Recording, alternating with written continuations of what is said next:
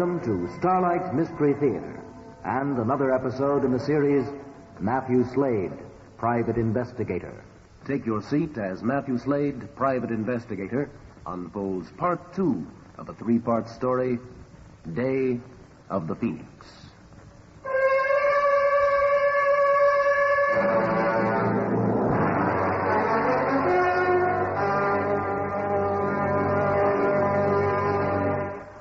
In my job, the hours are odd. So are the circumstances and the people I meet. You could even call some of them dangerous. My calling card reads, Matthew Slade, Private Investigator.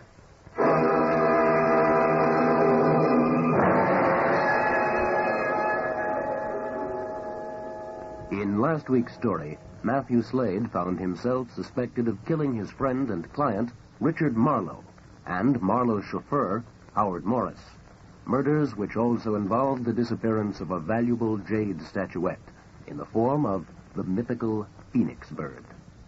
With 3 separate people contacting Slade to recover the phoenix, Marlowe's young and attractive widow, Laura, a curious man from Damascus, Aram Ballestero, and a questionable art dealer, Edward De Silva, Slade set out to find the murderer and the reasons behind the interest in the missing phoenix. While searching De Silva's home, Slade is blackjacked. He regains consciousness to find a huge man standing over him, a man from Hong Kong he knows as Lyle Milford Jackman. Mr. Slade, good of you to come, sir. I pulled myself up to a sitting position. Dallas Hawk stood behind Jackman, next to him a large, sinister-looking Oriental. Dallas brought your message. I regret not being able to time this visit to coincide with your office hours, but you're a difficult man to reach. Indeed you are. Where am I? Aboard the Condor Maru, sir, a Japanese freighter. Well, this is the first time I've been shanghaied for an appointment. Well put. Now, sir, first let me say it's unfortunate the circumstances of this meeting cannot be as pleasant as our first, when I extended hospitality to you and Richard Marlowe in Hong Kong. Yes? I was disturbed to read this morning of Mr. Marlowe's untimely death, particularly since I have been caused the inconvenience of a 6,000-mile sea journey to recover what is rightfully mine. And? You fraudulently tricked me into selling you the jade phoenix for a pittance, when you knew it to be worth a fortune. I knew nothing of the kind. I estimated its value at $200. That's what was offered. That's what you accepted. A fair transaction. Come, sir. You can hardly expect me to believe that. Till proven otherwise, the Phoenix to me is still a replica and worth exactly what we paid, no more. That is a matter of opinion, sir. Replica or not, the Phoenix belongs to me. I want it back. You might try telling that to whoever stole it. Stolen? That fact wasn't reported in the papers. They don't know about it. And for the moment, neither do the police. Would it come as a surprise to you, sir, if I told you the Phoenix is worth in excess of $500,000?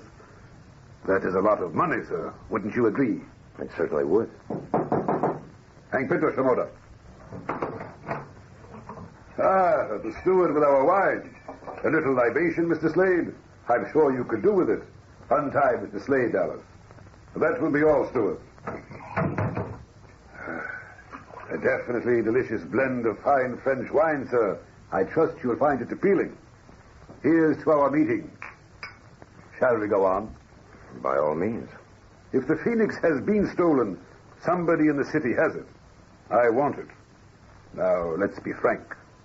Do you have any idea who that might be? An idea, yes. Excellent. Now, sir, a proposition for you.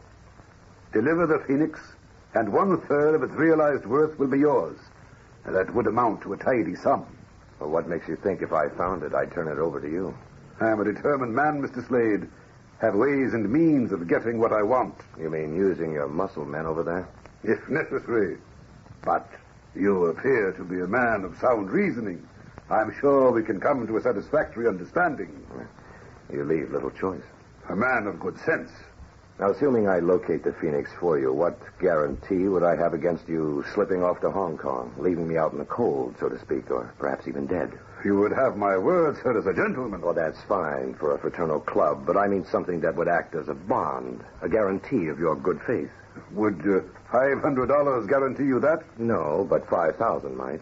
After all, we are talking about $500,000. A man of definite ideas. I like that. 5,000 it is, sir. I like to be fair, always. Shall we toast to a profitable transaction? Incidentally, your friend from Damascus is here. Ballestero? He arrived yesterday. He said you sent him to London on a wild goose chase. I did. By Jove, I did. He is a man worth watching. Could cause us trouble. The authorities, if you know what I mean. Where might he be contacted? And so you can send Dallas around to take care of him? No, sir. Just to follow him. Well, he's not very good at that. Leave Ballestero to me. Very well, sir. He is your charge. For the moment, then, that concludes our discussion. I'll have Dallas drive you home. Oh, and about the 5,000. You have it at my office tomorrow morning. And let's have it understood. I'm not guaranteeing anything. Whatever has to be done will be done my way. The check will be at your office in the morning. No checks. Cash.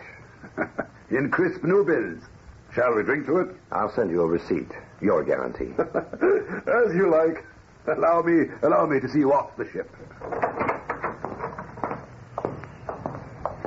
I trust I'll be hearing from you shortly. I left Jackman in a swirl of cigar smoke. He was an insidious man, one not easily tricked. I knew I'd have to walk a tightrope in my dealings with him. I returned to my apartment, was just finishing a shower, when the phone rang.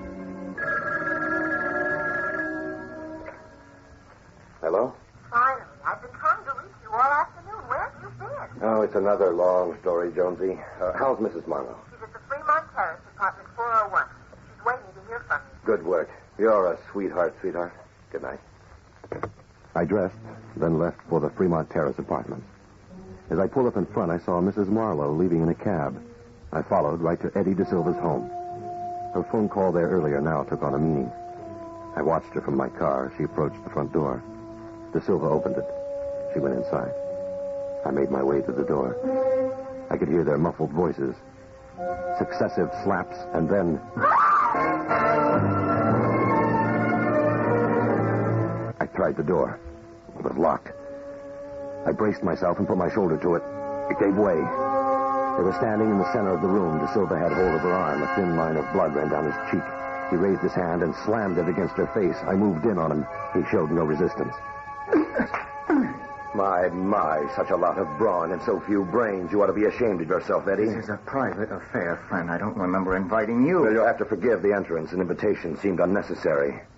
Now, what's all this about? It's like that, is it? No one's talking. Please don't interfere, Mr. Slade. It doesn't concern you. Well, unfortunately, I'd say I'm right in the middle of it. If you are, it's because you put yourself there, and I told you this afternoon. Stay out of it, friend. I know that's what you told me, Eddie, but I wasn't too impressed with your advice. I'm not so sure I understand all this, Mrs. Marlowe. As I remember it, you came to me with a plea for help. And there was that story of being penniless and then those incriminations against your friend. Of course, I didn't altogether believe you, but parts of it did sound interesting, particularly about the Phoenix. Now, I bet you completely forgot about that. You don't understand it. It's not easy to explain at this time. Oh, you're right. Discussing it in front of Eddie is bad form. He might feel inclined to challenge some of the things you'd say. Let's not discuss it any further. Oh, let's do. Let's sort out the nonsense and get rid of those embarrassing half-truths. Well, as I told you this morning. Eddie doesn't go along with that story. And besides, he's got a good one of his own. I told it to you straight, friend. Playing games, are we? Well, if that's the way you want it, it's fine by me. You're going to have to do your talking sooner or later. And you won't find it easy putting off for the police. They've given me until tomorrow to come up with a convincing story. What I have so far should interest them. There's no sense in getting riled, friend. There's really nothing to all this. It's an unfinished business transaction. With the events of last night, well, we felt it best to finalize it discreetly. That's all there is to it. Oh, you two are good. And you're about as discreet as my entrance through that door. One or both of you are lying. Go ahead and lie. I won't stop you. But see how far it gets you. Mr. Slade. Matt, please wait. For what? Would you take me home? Get in. Well? Your entrance was marvelous. You're like a dashing knight saving his fair maiden. Why, Mrs. Marlowe. Did you mind my kissing you? You are a friend of the family. I guess I am doing all right at that. That is the way you planned it, isn't it? Oh, you're mistrustful of me. Now, whatever gave you that idea? You're also making fun of me. Well, now we're in a fun mood. Why don't you just start in at the beginning? No questions. Not now. Later, at my apartment.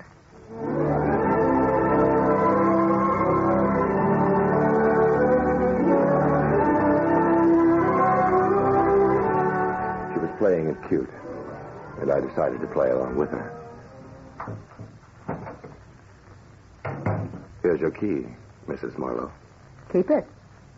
As my dashing knight, you may have to rescue me again. I wouldn't want you to break down this door. You won't mind if I change before we chat? No, not at all.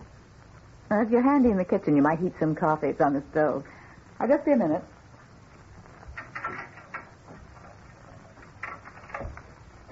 Can you find everything? All but the sugar. It's in the cupboard above the sink. Oh, yeah, correct. You need help? Not at the moment. Turn on some music. Anything in particular? No, whatever you'd like.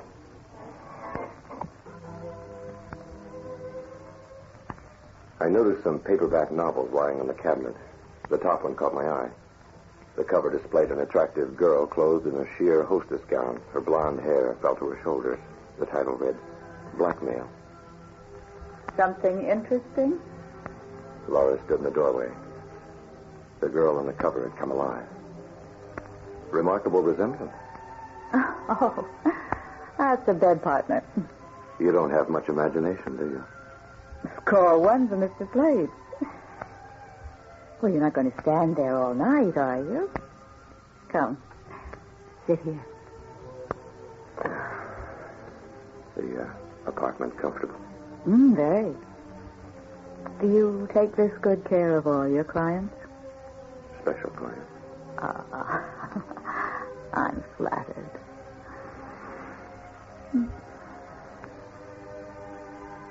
Now, I find you very attractive. Falling for you is easy.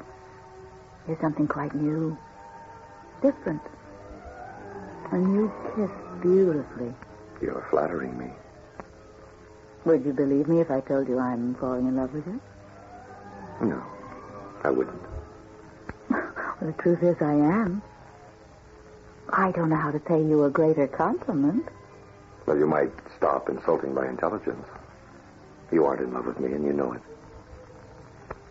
I could try to convince you. From the bedroom? Possibly. That's a switch. Well, it won't work, Mrs. Marlowe. Making love is fine. I'd like to spend more time at it, but my intuition tells me that going in there with you would... You aren't the most exasperating man I've ever known. You're sarcastic and unfeeling and... And old enough to know when I'm being played a line. Now, that's all settled now. What were you doing at Eddie De Silva's? Oh, Nat, I want you to trust me. Well, as yet, you've given me little reason to trust you. I've asked you to help me. I'm not sure I really know what it is you want. The Phoenix. Well, that's what you told me. But how much of that story this morning is the truth? I haven't told you everything. I'm afraid. Of what? Of what might happen to you. Someone might try to kill me? Yes. Now, you're a gem of a liar. All right, let's take it again. What were you doing at De Silva's? Matching stories? No. Oh, that's not important. What is important is that you help me. You said you'd help me. Don't you think you're the type of person I need? I've got to have. I wouldn't know about that. You're being unfair, totally unfair. And you're being dishonest. Now, why don't you try telling me the truth? Please, Nat. With you, it's different. I've never felt this way about anyone before. I know you're wondering about Eddie, but at the time I had no choice. I needed his sort to help me. The sordid life of Laura Marlowe on display. No sale. That's the way it is? That's the way it is. Yeah? Go ahead. Take a deep breath and shake a little. Now, let's see how helpless you can look. You think I deserve it, don't you? Oh, you're wrong about me, Matt. If I could only get you to understand. And stop it. Stop this drivel. Don't be harsh with me, Matt. I'll try to remember that tomorrow when I'm talking to the police. You won't tell them about the Phoenix? There's no other way. I'm not going to let you involve me in this any further. Involve you? I don't understand. You understand perfectly. You need me to run interference between you and De Silva. Somewhere along the line, I pick up the Phoenix and deliver it to you. Oh, I may get killed in the process, but stupid Lancelot Slade will do it all because you say you love him. You're hiding something. If you want me to help you, I've got to know the full story. I'm fed up with being blackjacked, grilled, and threatened with jail, and of you trying to make a fool of me. Be patient with me, Matt. I've reached the limit of my patience. This whole thing is ridiculous. And when you're ready to tell me the truth, you call me.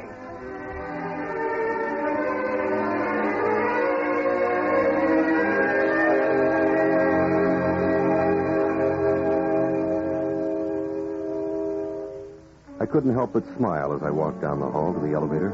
I thought my performance was pretty corny, but at least it was better than hers.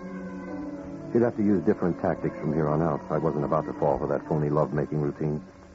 It was late when I drove into the Warwick Arms garage, parked my car, and rode the elevator up to my floor. I could feel the anesthesia of sleep creeping through my bones as I reached my apartment door. It was ajar. I flattened against the wall. I edged the door open with my foot, and there sat Lyle Jackman, reading a copy of the Brothers Karamazov. You people have the strangest visiting hours. Again, my apology, Mr. Slade. Forgive the invasion of your privacy. The visit now is purely social. Yeah, the place is a mess. His work, no doubt. The search was a necessity. A matter of precaution, you understand. I had to be sure you weren't already in possession of the Phoenix. It seems you are not. Or at least if you are, it is not in this apartment. Yeah, well, tell Hawks to stop waving that silly revolver in my face, or I have to take it away from him. No need for that, Dallas. Put it away. Now, if you don't mind, how did you gentlemen get in here? I thought you might be wondering about that. Well, sir, in all fairness, I must give credit to Dallas. He has a knack for opening locked doors. I'll bet. I can't imagine you slipping in through the keyhole. Very neatly put. Now, sir, let's be candid. The house you were searching on Ronda Vista Lane belongs to Edward De Silva, a dealer in antiques. Would it be foolish of me to think of Mr. De Silva as being our man? He could be. I wonder if I would also be correct in thinking, assuming Mr. De Silva is in possession of the Phoenix, that you and he, how shall I put it, are in cahoots. Your assumption is incorrect. For your sake, I trust so. Let's get one thing settled right now. I don't intend to let you threaten me. It's bad enough I should let you get away with breaking in here. Now, if you think... sir, no need to take that Well, stand. that's the stand it's going to be. I didn't select you people to do business with. You picked me. Be that as it may. Look, the police have been badgering me with questions I can't answer. Now, just how long I remain out of their reach till some sense comes out of all this depends on people like you staying out of my way. The police are not my concern, sir. Well, they are mine, particularly since I'm the one facing them. My agreement with you, sir, concerns itself only with locating the Phoenix. I trust we can avoid disagreement over the point. In times of strife, men sometimes lose their better judgment. If it be any consolation to you, let me remind you, in the morning you will have in your possession $5,000. Later, a vastly greater sum. I'm sure that's worth a reasonable amount of trouble. I don't mind a reasonable amount of trouble, but I told you I'd handle it my way, and that's the way it's going to be. You're an uncommonly difficult person to get the best of. But, have it as you wish. We'll leave matters as they stand. Now, let's do that. One further thing, Mr. Slade. I'm sure you realize the necessity of our keeping close ties from now until the conclusion of our association. I can't afford any indiscriminate moves, you understand. But if you're thinking of having Dallas follow me again, I wouldn't suggest it. I wouldn't like Dallas harmed. I'm extremely fond of him. It'd be hard to find another boy like him. Oh, you could pick one up in any cheap pool room. I am sure you'll agree, Mr. Slade, provoking Dallas is not a wise course to follow. He's sometimes quick to take offense. Now, I think we must be going. How do I get in touch with you? Are you still on that boat?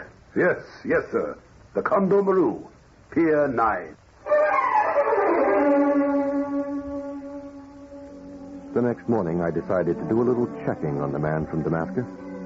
I paid a visit to an old friend, Stephen Gates, curator of Far Eastern art for the city's museum. Matthew, good to see you again.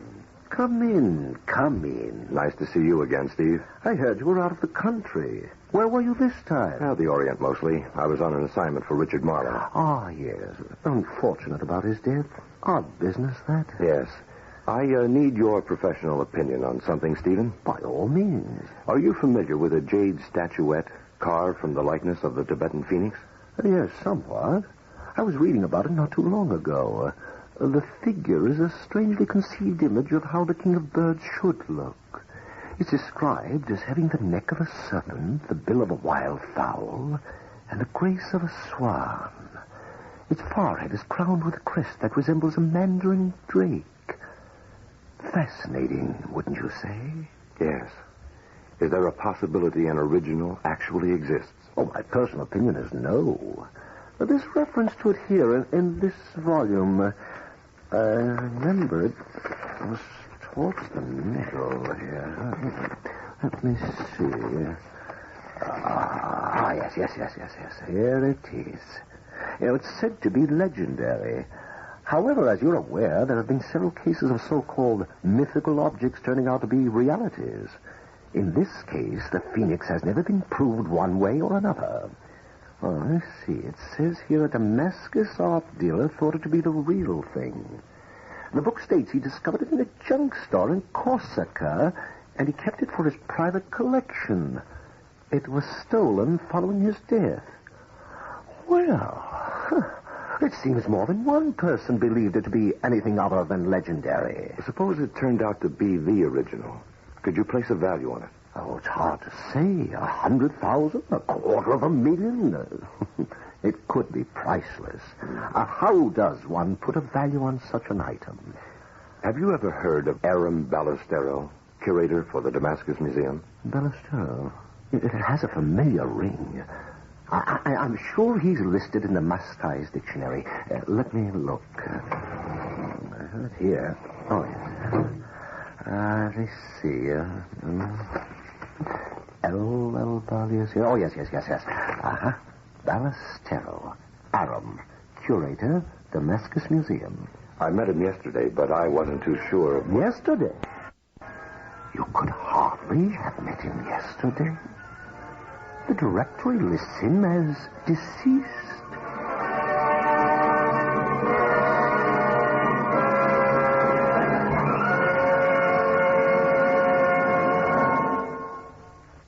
This is the United States Armed Forces Radio and Television Service.